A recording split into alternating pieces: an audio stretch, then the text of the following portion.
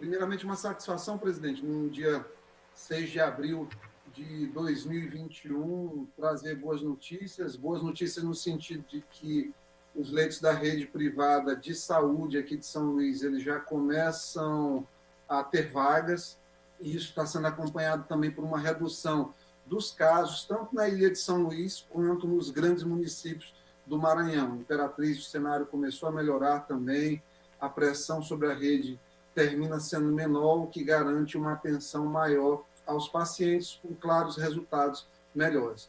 Claro que nós chegamos aqui, infelizmente, à custa de várias tragédias pessoais, tragédias familiares, tragédias decorrentes de situações como, por exemplo, um transporte público que não foi organizado nesse período pelas prefeituras da ilha, que não contou com suporte interessante do próprio governo do Estado. O Ministério da Saúde, inclusive, reconheceu nas últimas 48 horas a visão que a gente tem da transmissão da Covid-19, apesar das empresas de transporte terem construído aí um estudo que é completamente enganoso do ponto de vista da pesquisa científica, tentando dizer que o transporte público não tem nenhuma participação na disseminação da pandemia, claro, um grandioso absurdo, a custas também, as custas de situações como dos supermercados grandes aqui de São Luís, o principal deles, o grande vilão da pandemia, o Mateus, que tem atuado aí praticamente sem fiscalização, o PROCON tem sido ineficiente nesse sentido,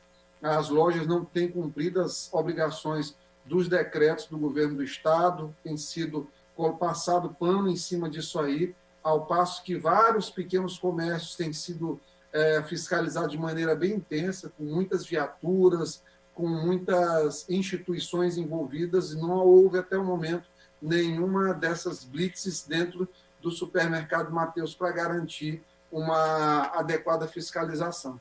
Os bares e restaurantes eles continuam fechados de uma maneira verdadeira, porque funcionar da forma que está funcionando, até 9 horas, tem pulverizado o faturamento dos bares e restaurantes. Claro que a gente acredita que não seja o momento de reabrir da forma que vinha aberto.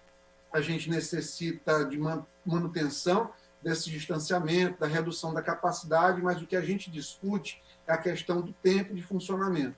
Você manter um bar e um restaurante aberto apenas até 9 horas e ele funcionando, gerando conta até 8h30, porque depois disso as cozinhas já estão fechando, é você manter o restaurante aberto, ele com um custo alto de abrir, de pagar o funcionário, de tudo aquilo ali, e ele não ter faturamento. Quem é que chega num restaurante 6, 7 horas da noite aqui em São Luís, culturalmente? Não chega. Então, eles estão tendo praticamente 1 hora para funcionar. O delivery, é claro que o delivery ele não consegue cobrir essas taxas, principalmente porque o principal parceiro do delivery hoje é o iFood. E o que o iFood faz? O iFood fica com 25% a 30% do recurso da operação do fornecedor, no caso do bar e do restaurante que fornece o gênero alimentício. Tenho tentado construir sem sucesso uma agenda com o secretário Simplício Araújo, que tem colocado aí de uma maneira subliminar, que tem gente querendo politizar a questão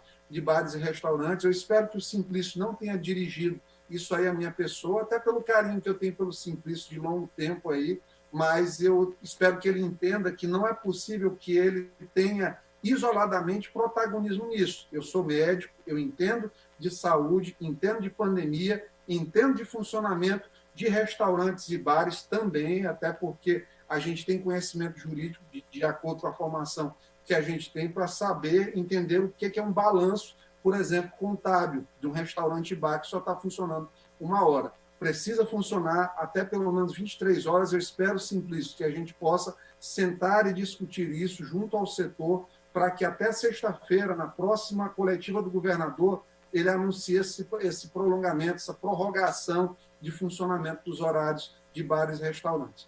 Em relação à Secretaria Estadual de Saúde, a MSE, nós temos tido grande dificuldade de conseguir audiências com o secretário Lula. Entendo que ele esteja à frente do CONAS, viajando bastante, isso é normal. Na MSE, a situação está muito mais difícil, tem várias situações que a gente precisa colocar. Por exemplo, os estágios dos estudantes de medicina aqui do Maranhão que estão interrompidos.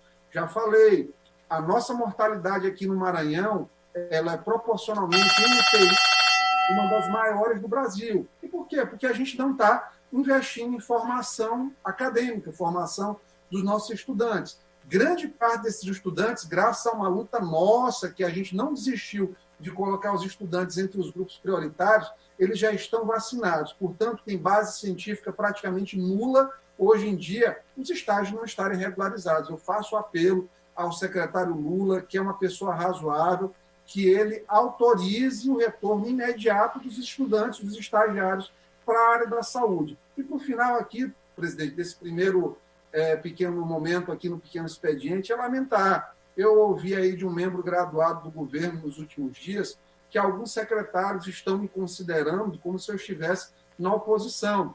Lamento essa impressão de ser oposição. Eu não sou oposição, porque basta você analisar o resultado das minhas votações. Eu tive a oportunidade de fazer uma análise aqui, eu votei mais de 99% das vezes com o governo, portanto, jamais poderia ser considerado como um parlamentar de oposição, mas também uma coisa que eu deixo clara é que jamais serei refém do silêncio e vassalo de nenhum homem, seja ele secretário de Estado, vice-governador, governador do Estado. A única coisa que eu exijo é o respeito a um papel de deputado, é o respeito a esta casa que representa o povo do Maranhão.